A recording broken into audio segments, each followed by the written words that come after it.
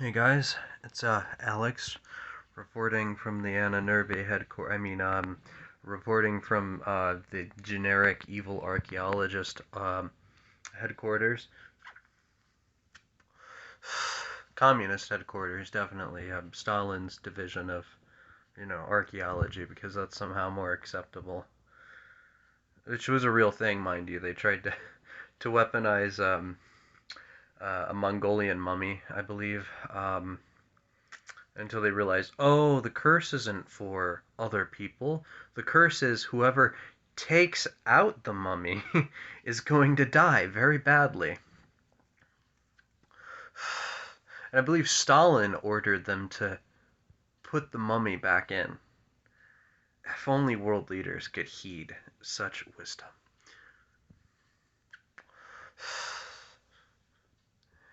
Oh, yes, that's what I think of when I think of Stalin. I think of wise and respectable.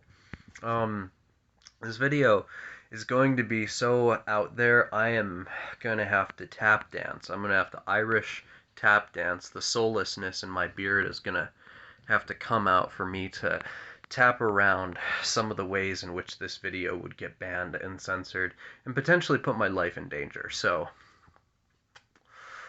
let's try to create a publicly acceptable summary of my tradition. And by summary, I mean stupendously long monologue. I am at my friend's house. I was gonna sleep street side, but he was like, clean my room, which was dirty, by the way.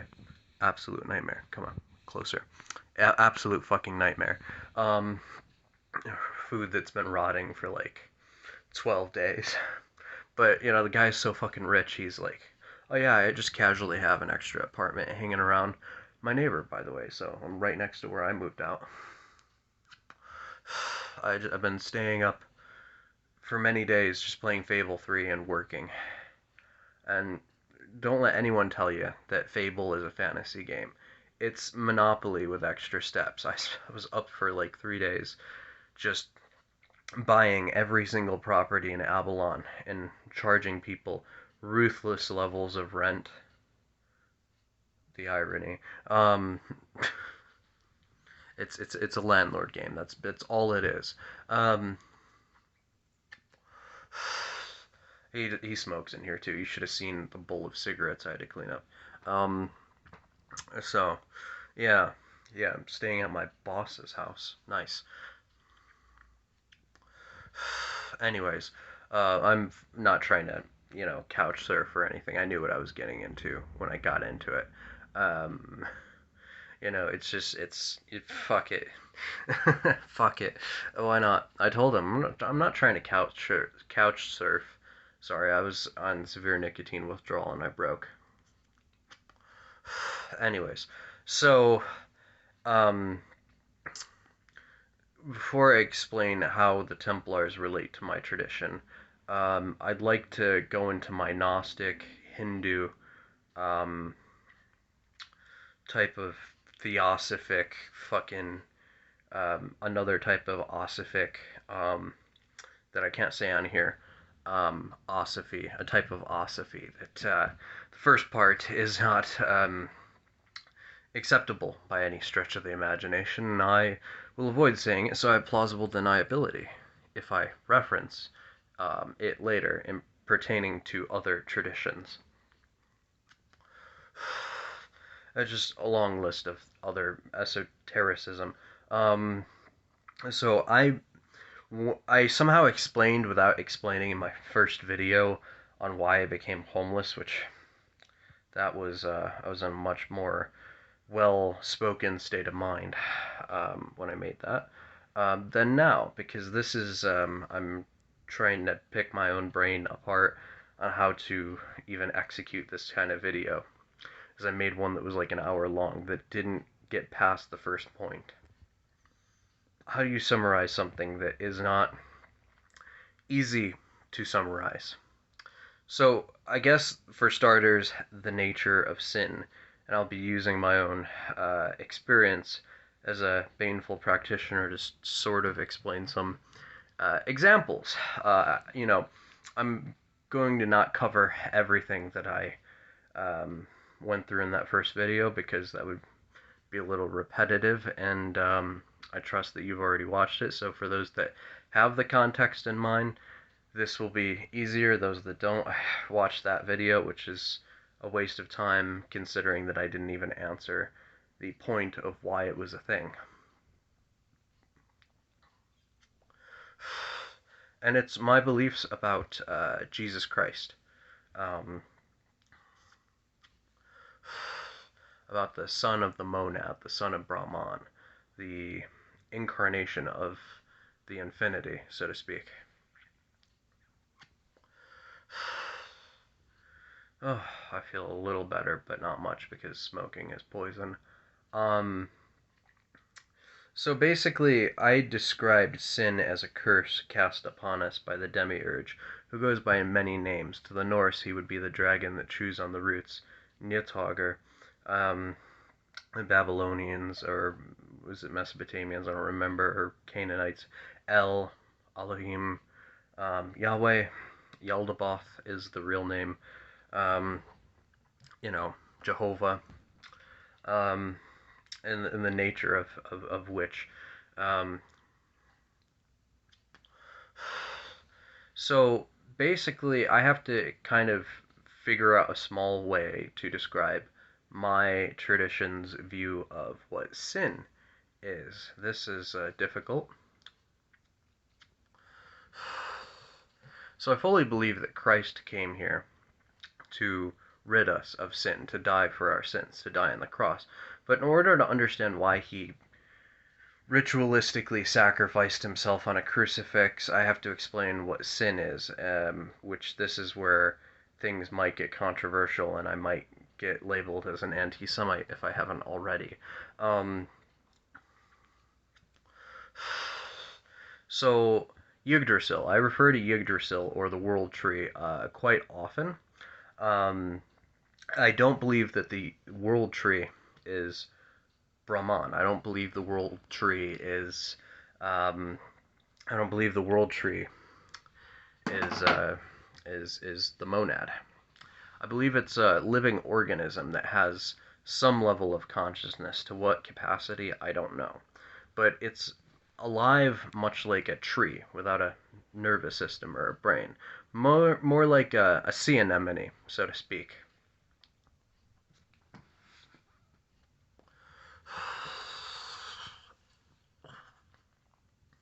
Wow. Um, so basically, um, not trying to explain this in terms of duality, but more so in terms of rather large distinction. So the distinction to be made is reality, the source, God, or whatever you would refer to call it, if it serves you to just call it the all, is I always imagine it in my head as like this golden light next to this blackness. And this blackness and this light are the same thing. They're fundamentally a part of the same thing, but at least to me, with my mortal feeble mind, it's a distinction. Brahman, the monad, or God, is reality incarnate, whereas the void, Gagundagap, or Kali, or Tiamat, or the Morrigan, or Diana, is this cold existential void of cosmic darkness, where there is no reality, where energy can't really exist, so to speak. Energy is dissipated and unwritten. I know that might cause some qualms with people that have, a deep understanding of science and, you know, thermodynamics and physics. Energy cannot be created or destroyed, and that applies to most systems. However, that exists within source and any derivatives within it, or connected to it, because there are rules that are put in reality as to energy not being able to be created or destroyed. But you can't write rules on a book that doesn't exist. This void, Kali, is anti-reality, which is why the Demiurge is very scared of entities like the Morrigan, very scared of entities like Diana, very scared of entities like Kali. Mantras to Kali will scare Yaldabaoth. It'll scare Archons. What are Archons? Archons are the reason I don't fuck with Goetia or Enochian magic or a lot of other systems. Um, Essentially, Yaldabaoth is the great deceiver, the father of lies. For those that are cultured, you could say that I view the Templars like the gunslingers from the Dark Tower series. You could say that I view the Tower as Brahman, and I view Yaldabaoth as the Crimson King, if that makes any sense to anyone. Um, as that's as close to a pop culture reference as I could even think of describing any of this. Um, Basically, um, Yaldabaoth exists as a creature in the void, like a psychic vampire, severed from reality, and it needs to constantly feed on reality in order to sustain itself. And beings that exist in the void, spirits or physical beings, are not bound by the same constraints of biology and physics and things like that. And if you can survive, you learn to survive on a level that shouldn't be possible. Like an existential Lovecraftian hyper predator. Um, and Yaldabaoth has essentially, out of an entire ecosystem of fucked up monstrosities that live in the void, has killed most of them and has consumed them. Um, this being views Yggdrasil, this neutral force, very similar to Brahman, as kind of anathema because life grows from Yggdrasil. We think of the nine realms, but then there's the Sephiroth, the Qliphoth. There are millions of trillions of different fruits on the tree, different dimensions, timelines, a whole plethora of things on Yggdrasil. Um, and the firmament is the outer layer of these spheres. Um, and Yaldabaoth, like a worm in the apple, seeks to consume the matter, the material, inside these spheres, right? But the crux of it is that things like him, given that they are parasitic um, and don't have a symbiosis with life, like beings that live in Yggdrasil, like humans, um, the firmament rejects them, rejects beings like Yaldabaoth. So Yaldabaoth can come in, but like a vampire on the threshold, you have to invite him in. And you can think of similar logic with the anchors from Elder Scrolls Online with Molag Bal. A very similar situation where a certain group of people is like Metamarco. If other people get that reference, I suppose that's more my generation. I would say. Um, this is not easy to talk about. So to what a friend of mine, Joe, said, how it's kind of pointless praying to Source, God, whatever. How it might serve some people to call it God. I will say you can pray to Yggdrasil. Yggdrasil will give you a response to some capacity. It's a being, an organism that grows in Brahman, but extends its trunk and its branches out into the void, but it's grounded to reality. But it is technically separate. It's a being that exists off of feeding on reality in a not necessarily bad way, feeding on reality the same way trees feed on dirt. Um, so it's this wellspring of reality. Um, and how do I put it? In my personal tradition, this isn't really relevant to anything. Um, Yggdrasil has a goal to spread seedlings.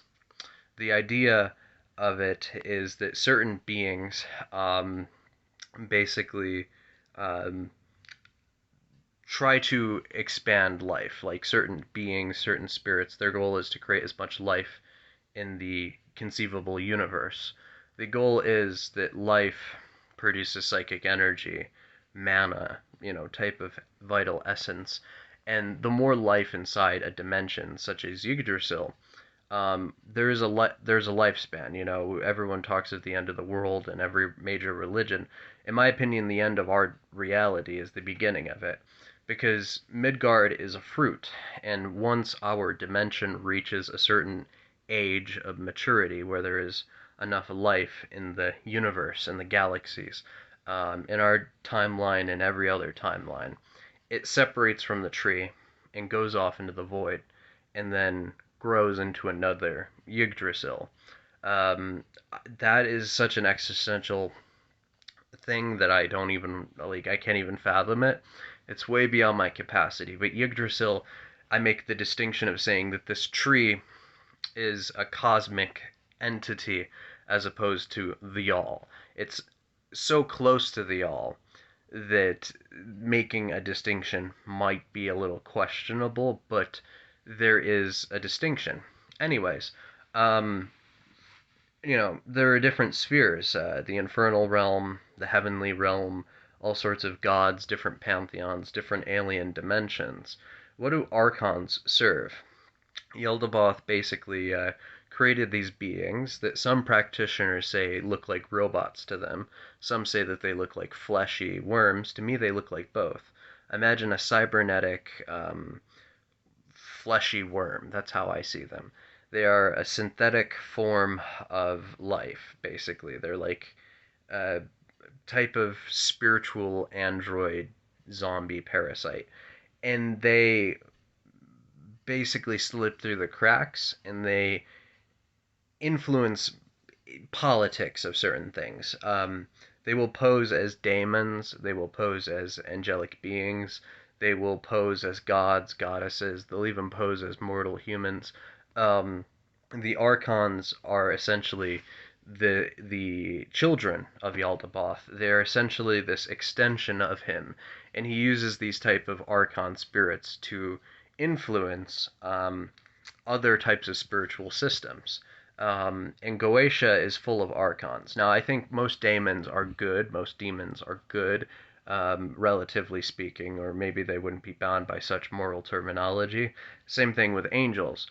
But I don't have the means of divinating which entities are or are not archons. I only know that there are entities I know of that are not archons, and those are entities that I prefer to interact with. Um, but basically, Yaldabaoth, his goal is to feed on life. It's to break down the cosmic order. Um, so he influences the Abrahamic religions. He influences the O9A, the Temple of Blood, anti-cosmic Satanist groups, accelerationist groups. He is this god of deceit, this being of deceit. His whole goal is to tear away at the fabric of reality around Earth and to essentially turn humans into nutrients. His whole goal is to consume the human soul, if he can get away with doing so. Um, to tear away at ley lines, to break apart seals, to put a crack in the Dark Tower, so to speak. Literally the plot of the Dark Tower by Stephen King. That's you could summarize the goals of Yaldabaoth by the Crimson King, if you've read that book series, which I hope you have. It's a good book series. Although I stopped reading The Dark Tower because of Stephen King's It Chapter 22. That made me never want to read a Stephen King book again. I was reading that and I wanted to fucking die. That was the worst. Anyways, so what is sin? Sin is a curse, right? It's a curse cast by the demiurge to further allow himself into reality and to further gain a grip over the mechanics of our world, to turn Midgard from a refuge to a prison in a deeper sense, a horrifyingly deeper sense, to contort life, to contort reality. This being cannot create anything of his own. He can only corrupt what is already there. You could think of Yaldabaoth as Morgoth, not Sauron, right? Like, I think of um, what is it? I think of Marduk and Enki as like Sauron. This is Morgoth. You know, this is the thing you don't fuck with. This is the thing you don't interact with. This is the thing you don't do rituals with. This is not something you want to evoke or invoke unless you want to have a really bad fucking day. This spirit, this being, Yaldabaoth, is how do I put it? Names usually give beings power. So for the remainder of this, I'm not going to refer to him as that name that I just said. Um, you know, how do I put it? Like names, like have a powerful sense to it, where you can use names to control and dominate spirits. That's why spirits will tend to obscure their names. However, using the name of this being is different because if you're not in the right headspace, it could actually, saying the name, let alone, could give this being influence over you because it's a god of the ego, um, of self deceit, of arrogance, of self loathing. This is the patron god of narcissism. Um, so saying its name a little too much if you're not in the right headspace might actually be a detriment to you. You might, for any other spirit, you might say its name and think this is giving me an advantage. In this case, saying this creature's name might actually give it an advantage over you because this is a being of like, ooh, it acknowledged me and it's making me seem greater than I actually am. Um, yeah, so I don't know why I've said his name so much, just because I was trying to clarify some things. I also want to stop referring to it as the Demiurge because that's a prestigious title that implies that it's an architect. It did not design anything. When a human group of Christians, as if there's any other type of Christian, basically was discovering certain truths about Christianity that were hidden away from the church at the time, they were starting to realize the truth about the Old Testament God, which would have been a major inconvenience to he who shall not be named for the duration of this video. So I'm just going to say he who shall not be named, like he's Voldemort. So, or just call it Morgoth, but I like Morgoth. I'm not going to ruin that. Essentially, very similar. Basically, he convinced them that reality was created by him, that he created reality, that he created the garden, and he created a made-up origin of sin, which this origin, if you were to look at it from a certain angle, actually reveals a truth that's hidden away under all of those layers of deceit.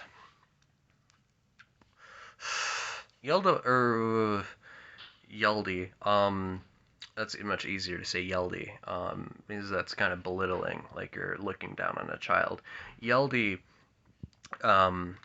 takes the form of a lion and a snake. Why? Because snakes are associated with knowledge and spirituality. This is an ignorant being that doesn't have a genuine ounce of actual wisdom that it's ever used productively. And the lion, because the lion is a symbol of nobility and honor, of spiritual triumph, of the chariot card, so to speak. So it's kind of a way to make himself look greater than he actually is, like a short little dictator standing on a stool during the painting of a portrait. So, anyways, this being is the snake. It is the snake and the father at the same time.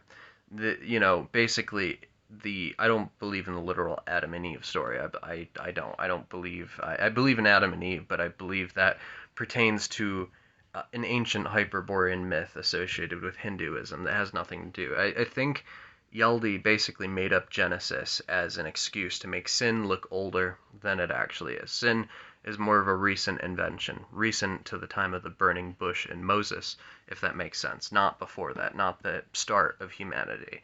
It's to obscure the origins of humanity, to make it seem like he created us within certain Gnostic traditions, so to speak. So basically, oh, well, I gave you all this stuff and there was these nice trees. I told you not to eat from one of them, and you did anyways because the serpent told you to. He is both the serpent and the father in this story. He's the also, if it's not obvious enough, the patron god of gaslighting. Yes. Literally, that's something he takes pride in. That's a bit of gnosis I came across. This being takes pride in gaslighting and gaslighting masterfully.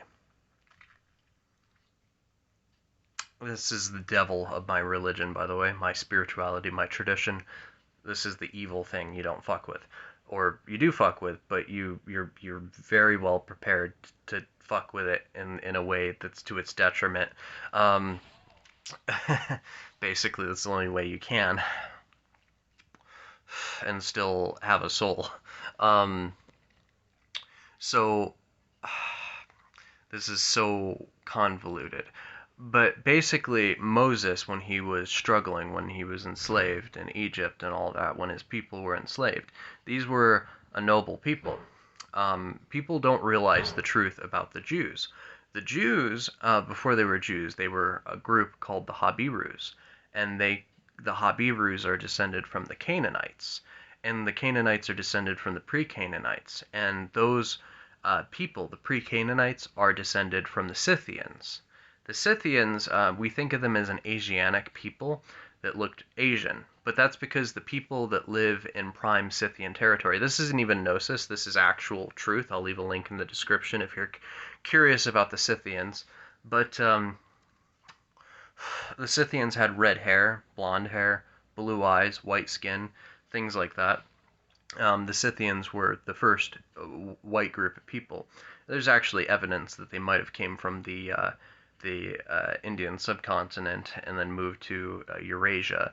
Um, People like Hitler believe that it was the other way around, that the Indians came from Europe and then to Eurasia and then to India. The Indian supremacists, like the Indian version of the Nazis, which do exist, by the way, believe that the same types of things as Hitler.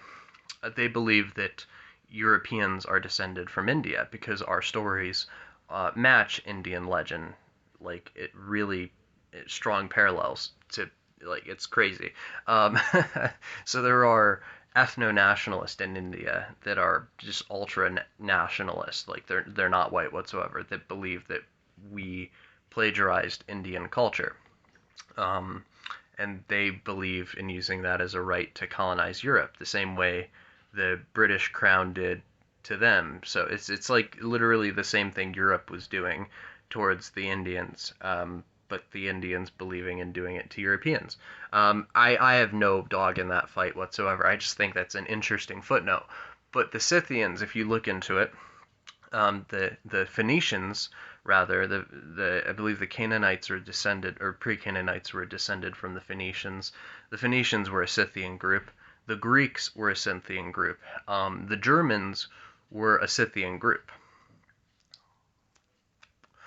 And the whole out of Africa theory has been almost thoroughly debunked at this point. There's not much to go off of, and there's so much more compelling things coming out of India and Eurasia now that make us think about the real origin of humanity, which is pretty crazy, I'm not going to lie, and it would make sense. But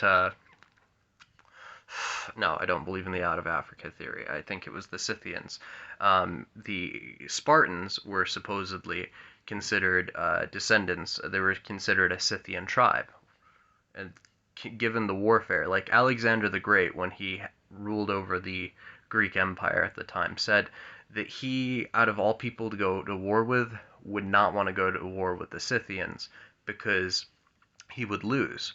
I believe it was, and I don't take much credence in Herodotus, mind you, because he was kind of a liar, but supposedly, like a lot of Roman historians referred to the Germanic tribes to the north as Scythian because they were so eerily similar to that Eurasian group of people. Do with that what you will. But essentially, Germans and Jews come from the same lineage in a weird way. And it's weird because the Jews are direct descendants from the Phoenicians, and Greco-Roman architecture comes from Phoenicia. So I think that that's interesting. But they were originally a part of the same type of family tree, believe it or not. However, the Jews, almost like it was overnight, became something so different, and I'm saying different in lack of saying stuff that would get me banned off of YouTube, that make them so unlike any other group of people on this earth. Hold on. So, like, what happened? Well, this is where this pertains to my tradition. Hold on, my phone's being glitchy. So, pertaining to Yaldi and him wanting to gain access to Midgard,